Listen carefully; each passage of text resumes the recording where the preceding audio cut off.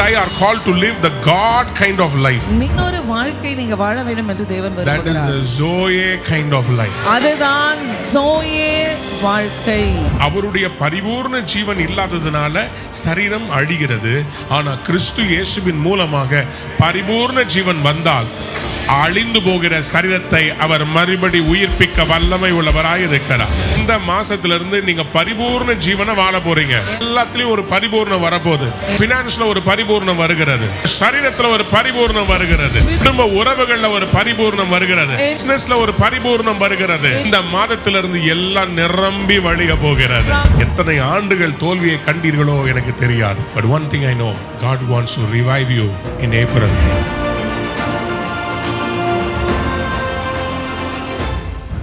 We are in the season of resurrection.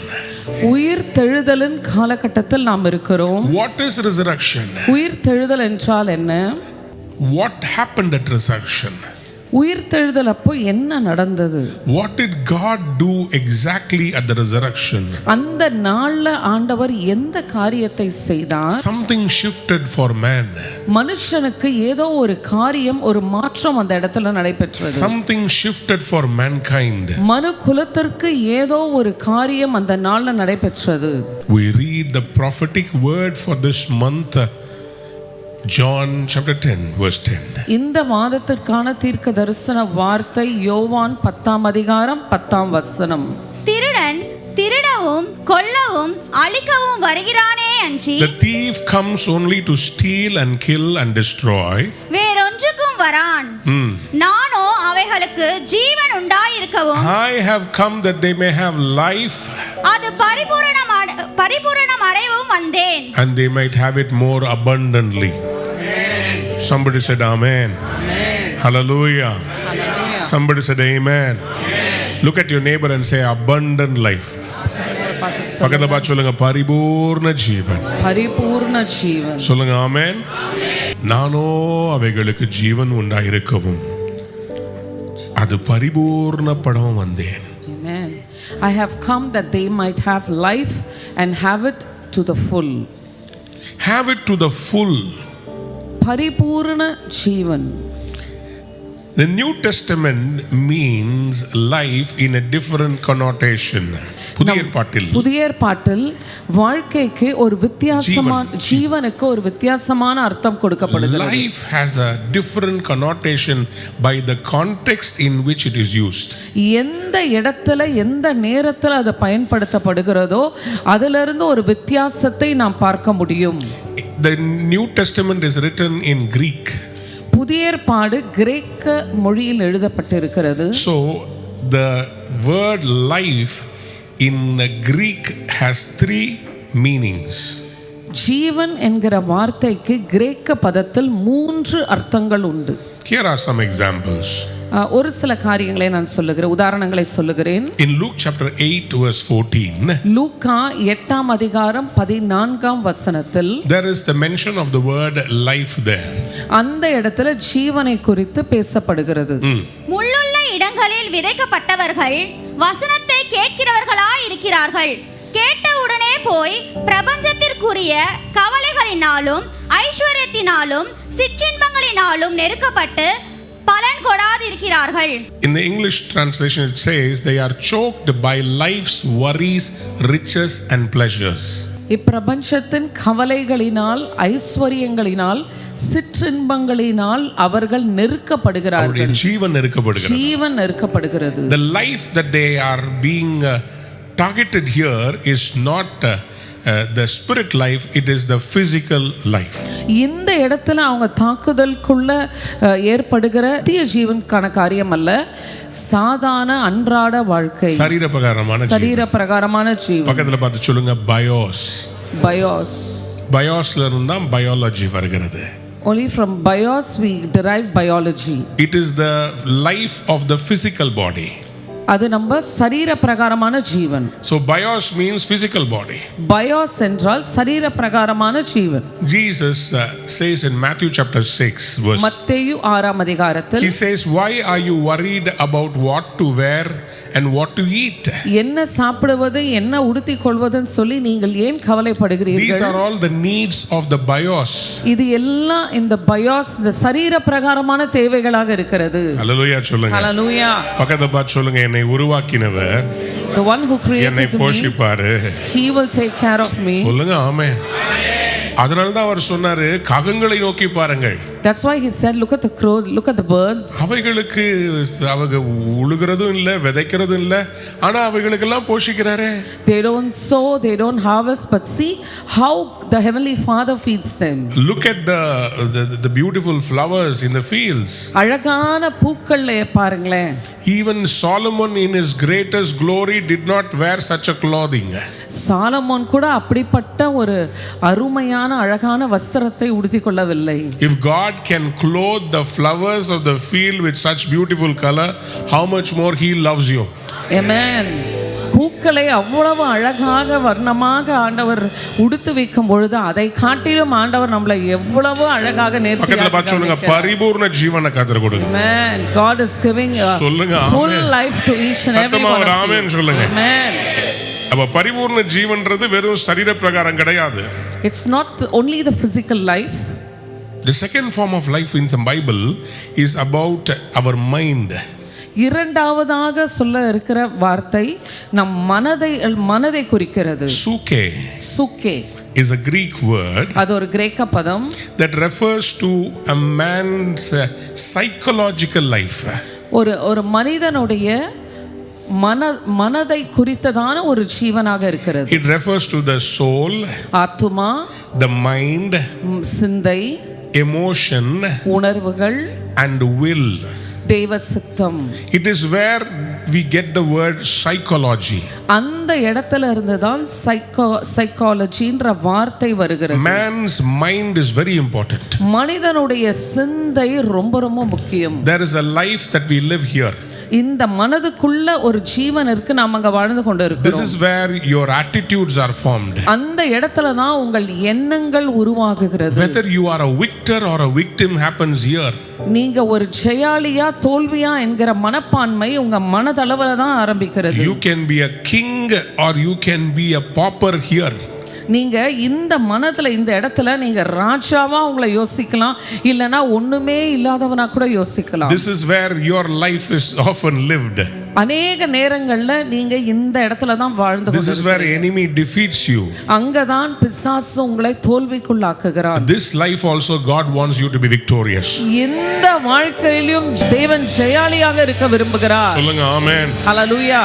Physically, சரீர பிரகாரமா, psychologically, மனதளவில், and last but not the least, கடைசியாக there is another life that Jesus came to give us. இன்னொரு வாழ்க்கையை கொடுக்கும்படியாக இறங்கி வந்தார். This is not the dress that you wear. நீங்க போடுகிற வஸ்திரம் அல்ல. This is not what you think. நீங்க யோசிக்கிறதல்ல. It is the very life of God. அது தேவனுடைய ஜீவனாவே இருக்கிறது. You and I are called to live the God kind of life. நீங்களும் நானும் தேவன் வாழ்கிற அந்த வாழ்க்கை, அந்த ஜீவனை பெற்றுக்கொள்ள வேண்டும் என்று விரும்புகிறார். In Greek, the third form of life is called Zoe. கிரேக்க பதத்தில் ஜோயே என்கிற வார்த்தை. Z-O-E, Zoe. Z-O-E. What is this life? இந்த வாழ்க்கை என்ன? In John chapter 1 verse 4, in him was life, அவருக்குள் ஜீவன் இருந்தது, and that life was the light of men. அந்த ஜீவன் மனுஷருக்கு ஒளியா இருந்தது. யாராவது ஒரு அல்லேலூயா சொல்றீங்களா? In him was life. அவருக்குள் ஜீவன் இருந்தது. This is not the physical life. இது சரீர பிரகாரமான ஜீவன் கிடையாது. It's not a psychological life. மனதளவுல வாழ்ற ஜீவனும் கிடையாது. It is a different life. இது ஒரு வித்தியாசமான ஒரு வாழ்க்கை. Full life.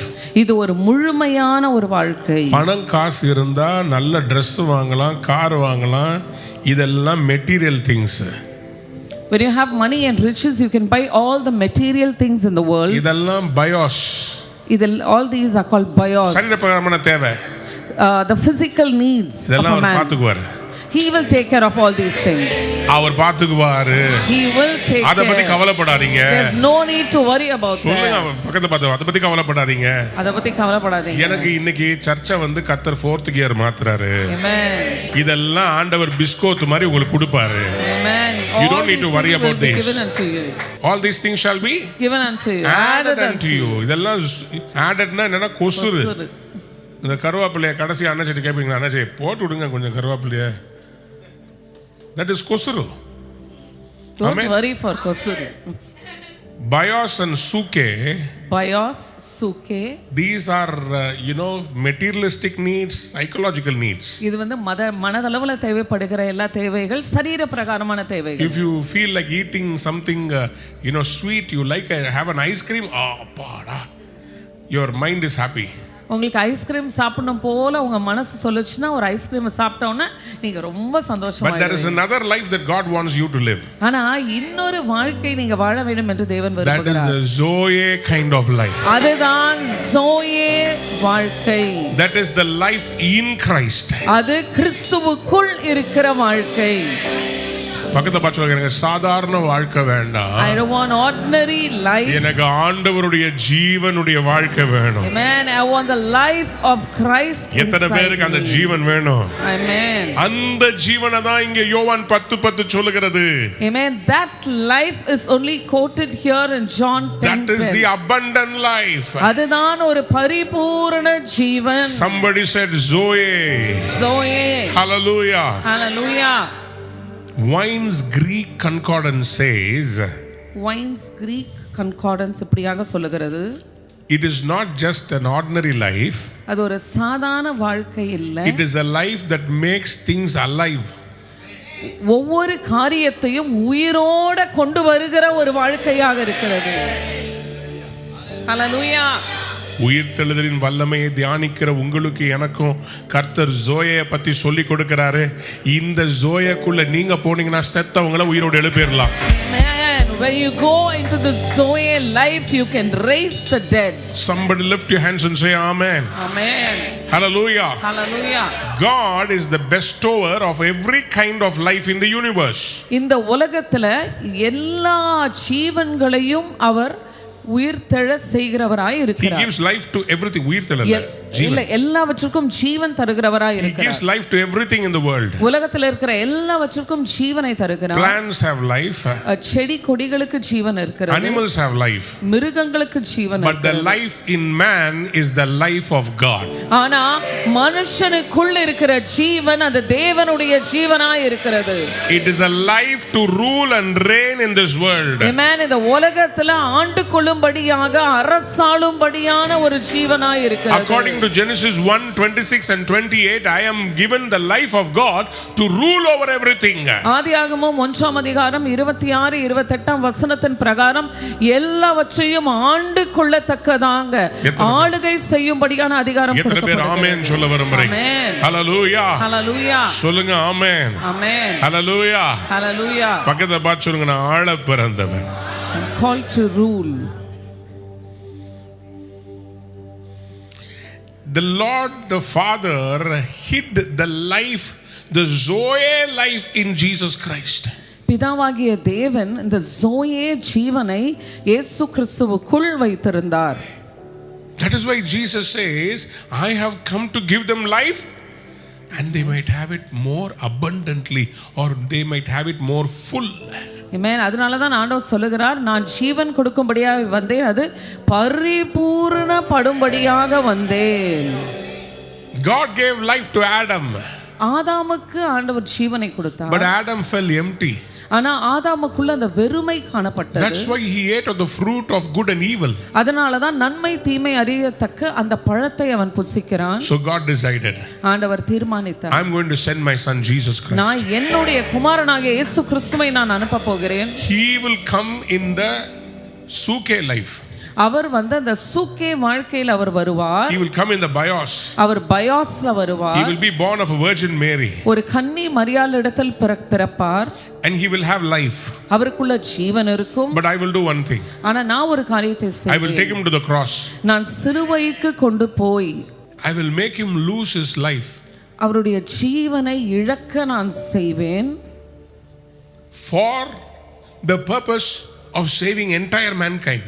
முழு மனுக்குலத்தையும் மீட்டெடுக்கத்தக்கதாக நான் இந்த காரியத்தை செய்வேன். He will lose it அவர் அதை இழப்பார். so that I can fill him. நான் மறுபடியும் அவரை நிரப்பி I will give him a life, abundant life. பரிபூரண ஜீவனை நான் கொடுக்க முடியும். I will give eternal life. நித்திய ஜீவனை நான் கொடுக்கும்படியாக வருகிறேன். After that no more death. அதுக்கப்புறம் மரணமே கிடையாது. ஆமென். That's why John 3:16 says, அதனால தான் யோவான் 3:16 சொல்லுகிறது, for God so loved the world that he gave his only begotten son, that தேவன் whosoever believeth in him should not perish but have everlasting life. தேவன் தம்முடைய ஒரே பேரான குமாரனை விசுவாசிக்கிறவன் எவனோ அவன் கெட்டு போகாமல் நித்திய ஜீவனை அடையும்படிக்கு அவரை தந்தருளி இவ்வளவாய் உலகத்தில் அன்பு கூர்ந்தார். என்ன கொடுத்தாலும் அவர் கெட்டு போகாமல் நித்திய ஜீவனை பக்கத்தை பார்த்து சொல்லுங்க, பரிபூர்ண ஜீவன். பரிபூரண ஜீவன், அது நித்திய ஜீவன். அது நித்திய ஜீவன். The abundant life Jesus came to give is an eternal life. ஆமென். அந்த பரிபூரண ஜீவன் நித்திய ஜீவனாய் இருக்கிறது. There is no expiry date for that life. அந்த வாழ்க்கைக்கு எக்ஸ்பைரி டேட்டே கிடையாது. என் கூட வர்றீங்களா? வந்துட்டு இருக்கீங்களா? செய்தியை கேட்டுட்டு இருக்கீங்களா? பக்கத்தை பார்த்து சொல்லுங்க, பரிபூர்ண ஜீவன். பரிபூர்ண ஜீவன். Eternal life. சொல்லுங்க ஆமென் சொல்லுங்க. இந்த மாசத்துல இருந்து நீங்க பரிபூர்ண ஜீவனை வாழ போறீங்க. Amen. From this month you're going to live in that fullness of God. எல்லாத்துலயும் ஒரு பரிபூர்ணம் வரப்போகுது. Amen. You're going to see a fullness in everything you do. உங்க ஃபினான்ஸ்ல ஒரு பரிபூர்ணம் வருகிறது. In finance you're going to see a fullness. உங்க சரீரத்துல ஒரு பரிபூர்ணம் வருகிறது. Physically you're going to receive a fullness. உங்க குடும்ப உறவுகள்ல ஒரு பரிபூர்ணம் வருகிறது. In your family relationships you're going to receive that fullness. உங்க பிசினஸ்ல ஒரு பரிபூர்ணம் வருகிறது. In your business you're going to receive your fullness. இந்த மாதத்துல இருந்து எல்லாம் நிரம்பி வழிய போகிறது. From this month you're going to have an overflowing abundant blessing. How many of you want that abundant life? Say amen. Amen. Hallelujah. Amen. Hallelujah. Hallelujah. Listen very carefully. கவனமாய் கேளுங்கள். What does John 10:10 mean? யோவான் 10:10 எதை குறிக்கிறது? நம்ம ரொம்ப ஈஸியா வாசம், திருடன் கொல்லவும் அழிக்கவும் வேற எதுக்கும் வருகிறான், வேற எதுக்கும் வரமாட்டான், ஆனா நானும் அவைகளுக்கு ஜீவன் உண்டாயிருக்கவும். பரிபூரண. அது என்னங்க பரிபூர்ணம்? What is that fullness? ஒன்னு சொல்றேன், நல்லா கேட்குறவங்க. ஒரு லைஃப்னா என்ன மாதிரி லைஃப்னா, உங்களை பார்த்து எல்லாரும் ஆச்சரியப்படும். Amen. சொல்லுங்க. The life which everyone will see and be amazed. Pope அமெரிக்காவுக்கு போனாரா? Pope went to America. America போன போது ஒரு பெரிய லிமோசின் அவரை ஏர்போர்ட்ல இருந்து ஹோட்டலுக்கு கூட்டிட்டு போறதுக்காக வந்துச்சு. There was a big car which came to take him to the hotel. அந்த பெரிய லிமோசின்ல போப் ஏறி உட்கார்ந்தாரு. He sat in that big limousine. அப்போ போப்புக்கு ரொம்ப சந்தோஷம். Pope was so happy. அந்த லிமோசின் ரொம்ப ரசிச்சார். அவர் போப் வந்து சின்ன வயசுல இருந்து கார்னா அவருக்கு ரொம்ப பிரியம். Pope from his childhood he liked cars so much. So அவருக்கு அங்க வாட்டிகன்ல கார் ஓட்ட கொடுக்க மாட்டாங்கல்ல. So they won't give car to drive in Vatican. So இங்கே அவர் நியூயார்க்ல இருக்கிற அந்த டிரைவர்ட்ட கேட்டார், எனக்கு car ஓட்டணும்னாரா. So he told the driver in New York, I want to drive a car. ஆனா அந்த டிரைவர் சொன்னாரு, போப்பையா நீங்க ஓட்ட கூடாது, நான் டிரைவர், நான் ஓட்றேன். So the driver told to Pope, no, you should not drive. I'm a driver, so I will drive for you. ஆனா Pope ஒரு ரிக்வெஸ்ட் வச்சாருன்னா அதை வந்து மீற முடியுமா? When Pope keeps a request, we cannot go beyond that. வேற வழி இல்லாம driver சொன்னாரு, சரிங்கயா ஓட்டுங்க. So the driver said, okay, you please drive the car. Pope காரை வாங்குனதான் தாமதம். The Pope took the car. அழுத்துனாரு பாருங்க, அந்த லிமோசினை ரேஸ் கார் மாதிரி ஓட்ட ஆரம்பிச்சிட்டாரு. Even he was driving it like a race car. நியூயார்க்ல நைட் வேற. It was night time in New York. So சும்மா சர்ன்னு திருப்புறது, சர்ன்னு ஓட்டுறது. So he was happily enjoying driving that car. நிறைய ரெட் லைட்டை தாண்டிட்டார். He crossed so many red lights. ஏன்னா வாட்டிகன்ல அவர் வந்தாருன்னா red லைட்டே விழாது, எல்லாமே பச்சை light. Because in Vatican when he goes there's no red lights. அவர் அதே மாதிரி நினைச்சுக்கிட்டு நியூயார்க்ல அவர் பாட்டு ஓடிட்டாரு, ஒரு டிராஃபிக் போலீஸ் வந்து நிறுத்திட்டான். So he was thinking like that and driving in New York, a traffic police came and stopped him. Traffic policeman யூசுவலா அமெரிக்காவில் எப்படின்னு சொன்னா, உங்க காரை நிப்பாட்டிட்டு பின்னாடி லைட்டை போடுவாங்க, நீங்க எதுவும் பண்ணக்கூடாது, கையை காலை அசைக்க கூடாது, அப்படியே இருக்கணும், இல்லாட்டி டப்பால் சுட்டுருவாங்க. Usually in US, when the police stops, you just have to stop the car and don't do anything or come out. Otherwise, they will shoot you. உள்ள இருக்கவங்க யாருன்னு பார்த்து செக் பண்ணிட்டு பக்கத்துல வந்து நிப்பாங்க. They will come and check who's inside and come and stand next to you. Roll down your windshield ன்னுவாங்க. உங்களோட class கீழ இறக்குங்கன்னு சொல்வாங்க. And when you roll down the windshield, உங்க கிளாஸ் கீழ இறக்குன பிறகு they will ask you who you are. நீங்க யாருன்னு சொல்லி கேட்பாங்க. So அவங்க அந்த போலீஸ்காரர் வந்தாரு.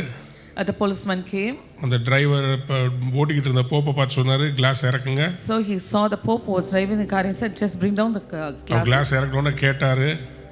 He asked him, நீங்க வந்து நிறைய ரெட் லைட் தாண்டிட்டீங்க. You have crossed too many red lights. அப்படின்னு சொல்லிட்டு பார்த்தா He told that and he just saw him. Pope உட்கார்ந்திருக்கிறார். Pope was sitting there. இவருக்கு என்ன பண்ணனும்னே தெரியல. He didn't know what to do. அவர் யாருன்னு கேக்குறதுக்கு ஒண்ணுமே பயமா இருந்துச்சு. He was too scared to ask who he was. ஒரு நிமிஷம் நில்லுங்க. So just wait a minute. ஸ்ட்ரைட்டா பின்னாடி காருக்கு போனாரு. He went behind the car.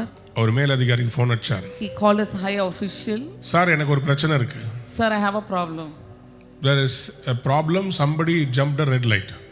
ஒரு பிரச்சனை இருக்குதுங்க, யாரோ ஒருத்தவங்க இந்த சிகப்பு லைட்டை தாண்டி போயிட்டே The இருக்காங்க. sheriff said, give him a ticket. What's the problem? அப்போ அந்த ஷெரீஃப் சொல்லிட்டாரு, பரவாயில்ல என்ன பிரச்சனை, நீ டிக்கெட்டை கொடுத்துரு. No, there is somebody important driving the car. இல்ல முக்கியமான ஒருத்தர் காரை ஓட்டிட்டு இருக்காரு. So the sheriff asked, is it the mayor? Sharif கேட்டாங்க, மேயரா? He said, no. இல்ல. Is it a congressman? காங்கிரஸ்மேனா? No. இல்ல. Is it the governor? கவர்னரா? No. இல்ல. Is it the president of the United States of America? அமெரிக்காவோட பிரசிடென்ட்டா? No. இல்ல. Who is so important, pa? யாரு அவ்வளோ பெரியவர், முக்கியமானவர் யாரு? So the policeman said, அந்த போலீஸ்காரர் சொன்னாரா, I don't know who it is important. யாரு முக்கியம்னு எனக்கு Because தெரியல. the Pope himself is driving the car for that fellow. அந்த ஆளுக்கு போப்பே காரை ஓட்டிட்டு போறாரு. அப்படினா உள்ள உட்கார்ந்திருக்கிற ஆளு ரொம்ப பெரிய ஆளா இருக்கணும். So he must be a very big person who is sitting inside. போப்பே கார் ஓட்டிட்டு வராருன்னா Because Pope himself is driving. பின்னாடி உட்கார்ந்திருக்கிற ஆளு ரொம்ப பெரிய ஆளா இருக்கணும். Oh, the person who is sitting inside must be a very important person. Sharif ஒருவேளை உள்ள கடவுள் உட்கார்ந்திருக்கிறார் போல இருக்குது. போப் ஓட்றாரு காரை. Sheriff, I think God is sitting inside. That's why Pope is driving the car. I'm telling you, from this month onwards, இந்த மாதத்திலிருந்து நீங்க நினைச்சு பார்க்காத ஆட்கள் உங்களை சேவிக்கும்படி வரப்போகிறார். Amen. Unexpected people will come to serve you. Somebody shout amen. பக்கத்துல பார்த்து சொல்லுங்க, hey, abundant life. Abundant. யாரெல்லாம் ஆமென் சொல்றீங்க? Amen. சத்தமா ஆமென் சொல்லுங்க. Amen. Hallelujah. Hallelujah. Hallelujah. பாருங்க, in Isaiah chapter 60, ஏசாயா 60 அதிகாரம். You read, you will see about how when the glory of God comes upon you, தேவ மகிமை உங்கள் மேல் வரும் பொழுது blessings will come in search of you. ஆசீர்வாதங்கள் உங்களை தேடி வரும். யாராவது ஒரு ஹalleluya சொல்றீங்களா? Hallelujah. Somebody shout hallelujah. Hallelujah. The Bible says, you see, Jesus said, you are the light of the world. ஆண்டவர் சொல்லுகிறார், நீயே உலகத்துக்கு வெளிச்சமாய் இருக்கிறாய். எத்தனை பேர் ஆமென் சொல்றீங்க? Amen. பக்கத்துல பார்த்து சொல்லுங்க, நான் ஒரு வெளிச்சம். நான் ஒரு வெளிச்சம். I am a light. அந்த வெளிச்சம் என்ன வெளிச்சம்? அதான் abundant life. Amen. That light is abundant life. அவருக்குள் ஜீவன் இருந்தது, அந்த ஜீவன் உலகத்துக்கு ஒளியாய். ஆமா, அதான் John 1:4. அது ஞாபகம் வச்சுக்கோங்க. சரியா பக்கத்துல பார்த்து சொல்லுங்க, நான் தான் உலகத்துக்கு வெளிச்சமா இருக்கிறேன். வெளிச்சமா இருக்கு. எத்தனை பேர் ஆமென் சொல்ல விரும்புறீங்க? அந்த வெளிச்சம் என்ன? அதான் ஜோயே. Amen. அதுதான் பரிபூர்ண ஜீவன். Amen. That is abundant life. அதுதான் பரிபூர்ண ஜீவன், zoe life. In Isaiah chapter 60, ஏசாயா 60 அதிகாரம், the Bible says, வேதம் சொல்லுகிறது, verse 3, 3ஆம் வசனம், உன் வெளிச்சத்தின் இடத்துக்கு ஜாதிகளும் உதிக்கிற உன் ஒளியின் இடத்துக்கு ராஜாக்களும் நடந்து வருவார்கள். யாராவது ஒரு ஹalleluya சொல்லுங்க. Nations will come to your light and kings to the brightness of your dawn. பக்கத்துல பார்த்து சொல்லுங்க, என் வெளிச்சத்துக்கு ஜாதிகளும், nations, என் ஒளியின் இடத்திற்கு to my light, ராஜாக்களும், kings, கார்ல வர மாட்டாங்க. they will not come in car. காரை நிறுத்திட்டு நடந்து வருவாங்க. They will stop the car and walk and come towards you. உங்களுக்குள் இருக்கிறவர் பெரியவர் என்று நான் சொல்லுகிறேன். Amen. The one who is inside you is greater. How many of you want to say amen to that? Amen. எத்தனை பேருக்கு இது புரியுது? Amen. In Genesis chapter 2 verse 7, ஆதியாகமம் 2ஆம் அதிகாரம் 7ஆம் வசனத்தில் God gave the first Adam முதலாம் ஆதாமிற்கு life. ஜீவனை தேவன் கொடுத்தார். But when he sinned against ஆனா God, தேவனுக்கு விரோதமாய் அவன் பாவம் he செய்தபோது died spiritually. ஆவிக்குரிய மரணத்துக்குள் கடந்து போனான். Because of his spiritual death, அவனுடைய ஆவிக்குரிய மரணத்து நிமித்தம் the natural body also started decaying. சரீர பிரகாரமான அந்த அழிவு வர ஆரம்பித்தது. That's why his body started rotting. அதனாலதான் அவருடைய சரீரம் அழுகி போக ஆரம்பித்தது. Why? ஏன்? It is the result of the absence of God's life. தேவனுடைய ஜீவன் அவனுக்குள்ள இல்லாததனால அந்த காரியம் நடந்தது. எல்லாரும் ஆமென் சொல்லுங்க. Amen. அப்படினா இப்படி திருப்பி சொல்லட்டுமா? அவருடைய பரிபூர்ண ஜீவன் இல்லாததனால சரீரம் அழிகிறது.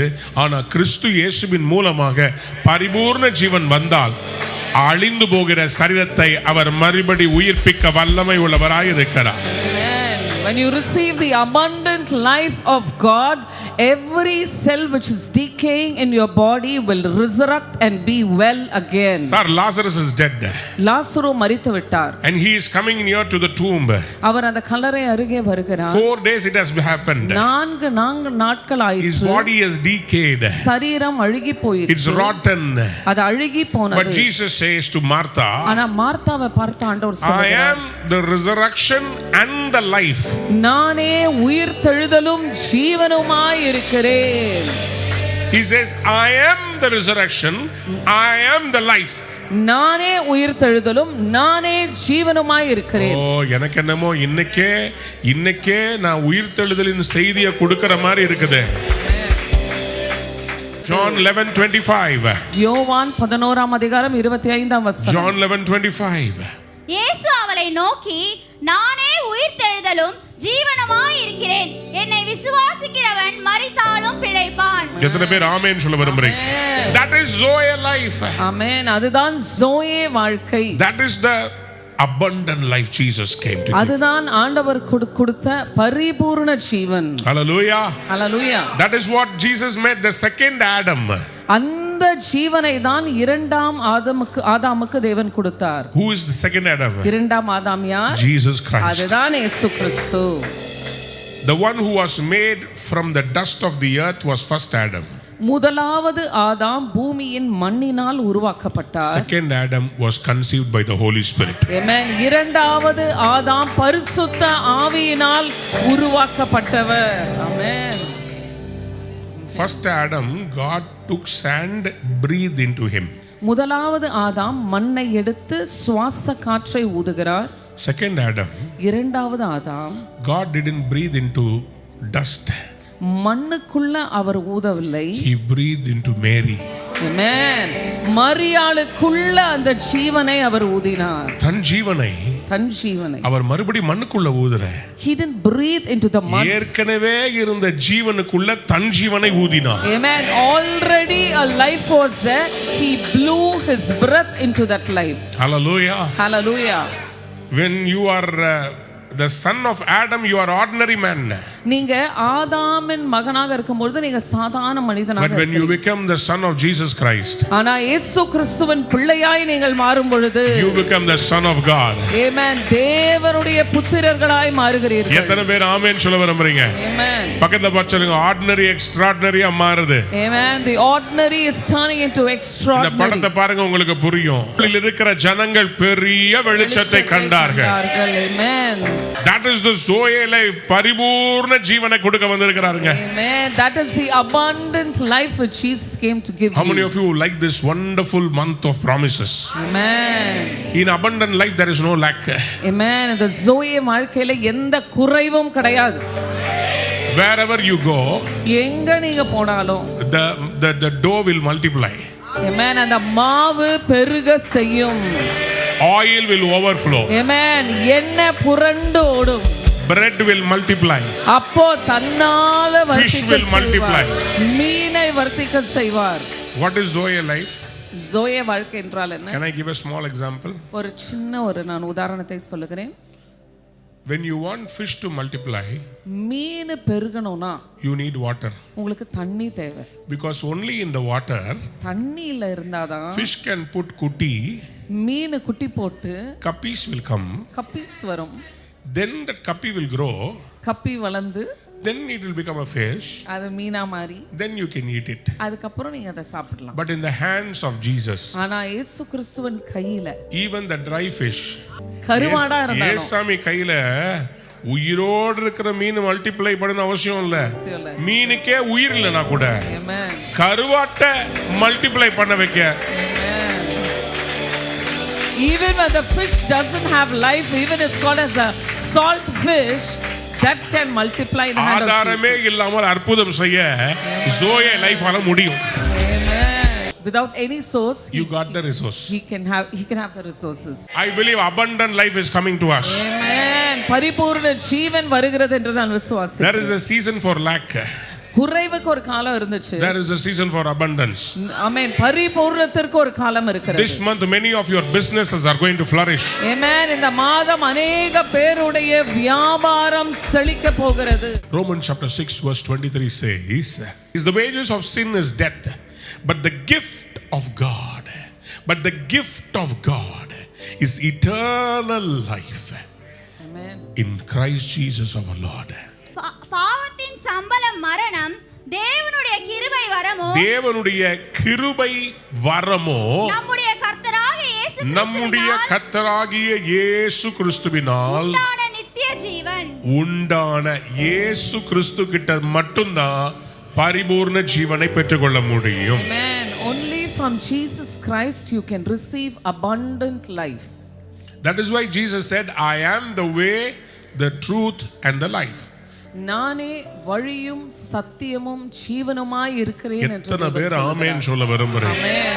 பக்கத்தை திரும்பி பார்த்து சொல்லுங்க, அவர்தான் வழி, He is the way, அவர்தான் சத்தியம், He is the truth, அவர்தான் ஜீவன். He is the life. யோவான் 14 அதிகாரம் 6 வசனம் இதெல்லாம் மனப்பாடமா வச்சுக்கோங்க. John 14 and 6. Why? Because the Bible says, வேதம் சொல்லுகிறது, "No one comes to the Father except through me." என்னை அல்லாமல் ஒருவனும் பிதாவினிடத்தில் வரான். Bios and Suke can die, but Zoe has no death. பயோஸும் சுக்கேவும் மரிக்கக்கூடும், ஆனா ஜோயேக்கு மரணம் கிடையாது. சரீரம் மரிக்கலாம், The body can die. ஆனா உங்களுக்குள்ள இயேசு கிறிஸ்துவின் மூலமாய் ரட்சிக்கப்படும் போது கிடைக்கிற அந்த ஜீவன் மரிக்காது, மரித்தாலும் பிழைப்பான். Amen.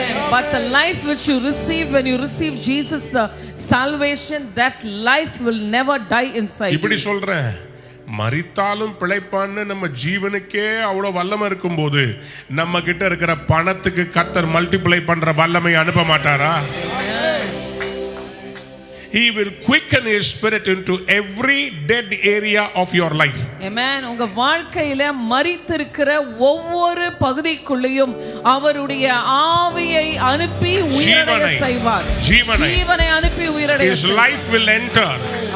அவருடைய ஜீவன் உள்ள நுழைய போகிறது. How many of you want to say amen? Amen. The wages of sin is death. பாவத்தின் சம்பளம் மரணம். But the gift of God, ஆனா தேவனுடைய கிருபை வரமோ அது என்னவா? நித்திய ஜீவன். எத்தனை பேருக்கு நீங்க வேணும்? How many of you want that? I want to prophetically speak to some people today. Amen. Ezekiel chapter 37. Ezekiel 37 The அதிகாரம். valley of dry bones. உலர்ந்த எலும்புகளின் பள்ளத்தாக்கு. You don't know when the bones died. எப்போ அந்த எலும்பு மரிச்சதுன்னு தெரியாது. When the flesh dried up. எப்போ அந்த சரீரம் அந்த சதைகள் அழுகினதுன்னு தெரியல. What kind of death that bone went through, nobody knows. அந்த எலும்பு எப்படிப்பட்ட மரணத்துக்குள்ள கடந்து போச்சுன்னு யாருக்குமே தெரியாது. How many years the bone was dry is immaterial.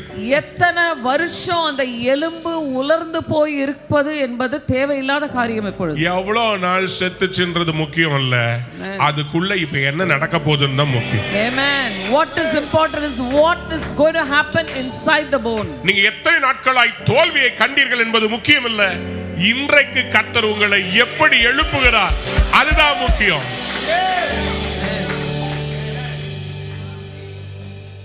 எத்தனை ஆண்டுகள் தோல்வியை கண்டீர்களோ எனக்கு தெரியாது. But one thing I know, God wants to revive you in April. Amen. April மாதத்தில் தேவன் உங்களை உயிரடைய செய்ய போகிறார். That's why in Romans chapter 8 verse 11, அதனால தான் ரோமர் 8ஆம் அதிகாரம் 11ஆம் வசனம், the same spirit that raised Jesus Christ from the dead, அன்றியும் கிறிஸ்துவை மரித்தோரிலிருந்து எழுப்பினவருடைய ஆவி உங்களில் வாசமாய் இருந்தால் கிறிஸ்துவை மரித்தோர் என்ன பண்ணுவாரா? கிறிஸ்துவை மரித்தோரிலிருந்து எழுப்பினவர் உங்களில் வாசமாய் இருக்கிற தம்முடைய ஆவியின் ஜீவனாலே சாவுக்கு ஏதுவான உங்கள் சரீரங்களையும் உங்கள் பினான்ஸுகளையும் உங்கள் உறவுகளையும் உங்கள் வீட்டையும் உங்க பிள்ளைகளையும் ரட்சிக்கப்படாத கணவரையும் உங்க பிசினஸையும் அவர் உயிர்ப்பிப்பார். நானா இருந்தா கையை தட்டி வாயை திறந்து ஒரு நிமிஷத்துக்கு கை தட்டுங்க. 1 minute, 1 minute, 1 minute, 1 minute. Take a praise break, somebody. Dira da la da la, shitera da ra ba, rekera ba da dera da da da. Dira la shitera da, dera da da da. Yes, Lord. Yes, Lord.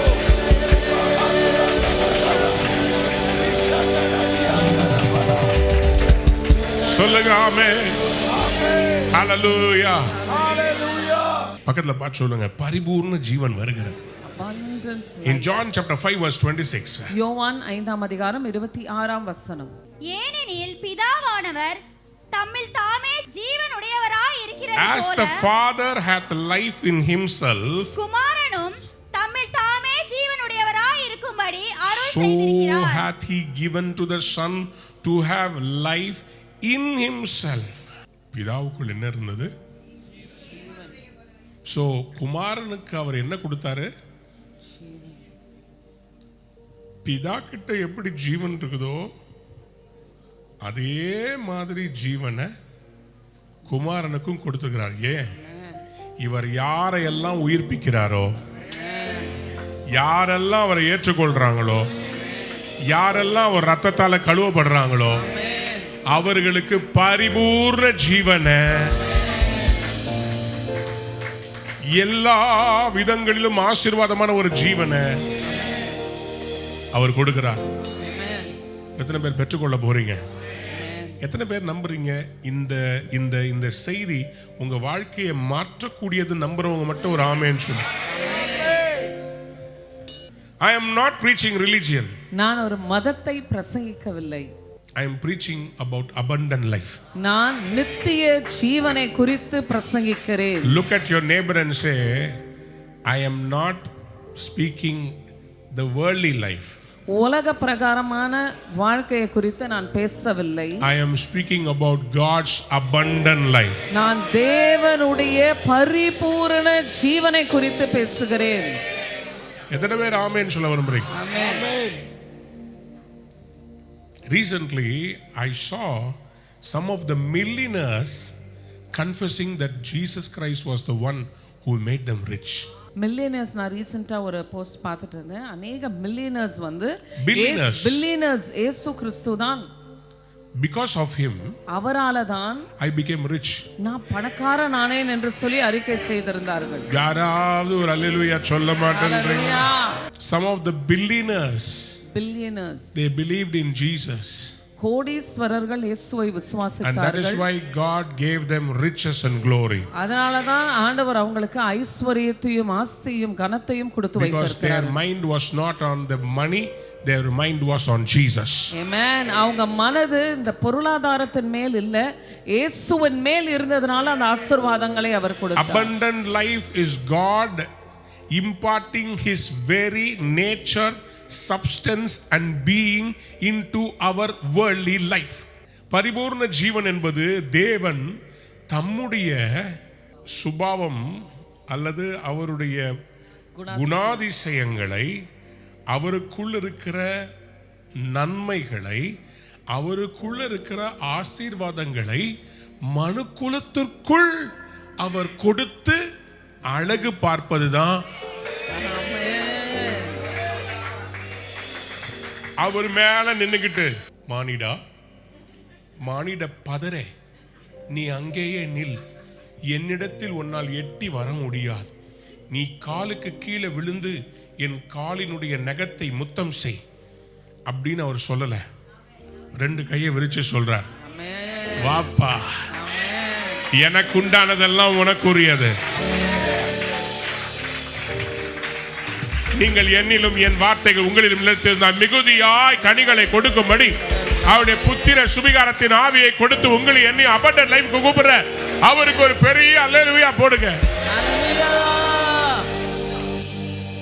கண்டிப்பாய் ஒரு abundant லைஃப்ல போறீங்க. குறைவுகள் நிறைவாக போகிறது. பலவீனம் பலனாய் மாற போகிறது. Weakness will become your strength. Your lack will become abundance. உங்கள் குறைவு நிறைவாய் மாற போகிறது. Your shame will become a great name. உங்கள் அவமானம் ஒரு பெரிய நாமமாய் மாற போகிறது. கர்த்தர் உங்களை கீர்த்தியும் புகழ்ச்சியுமா வைக்க போறார். Amen. God will make you a blessing. நீங்க abundant lifeல போறீங்க. Amen. You will go into the abundant life. இதுக்கு மேல இந்த வருஷம் நிறைய காரை பிரதிஷ்டை பண்ண போறேன், நிறைய வீட பிரதிஷ்டை பண்ண போறேன், நிறைய பிசினஸ் ஆரம்பிக்க போறோம், நிறைய ஆசீர்வாதங்களை கர்த்தர் உங்களுக்கு தருவார். abundant life. ஆமென் சொல்லுங்க. அன்பான நேயர்களே, இந்நிகழ்ச்சியில் கொடுக்கப்பட்ட வாக்குத்தத்தங்களும் தீர்க்க தரிசன வார்த்தைகளும் உங்களுக்கு ஆசீர்வாதமாய் இருந்திருக்கும் என்று நாங்கள் நம்புகிறோம். நீங்கள் பெற்ற ஆசீர்வாதங்களையும் ஜெப விண்ணப்பங்களையும் மற்றும் உங்கள் காணிக்கைகளையும் அனுப்ப வேண்டிய எங்கள் முகவரி: ரூவா ஊழியங்கள், எண் 82, ஜவஹர்லால் நேரு சாலை, சிம்ஸ் மருத்துவமனை எதிரில், வடபழனி, சென்னை 26. உங்கள் காணிக்கைகளை ஆன்லைன் மூலமாக எளிதாக செலுத்தலாம்.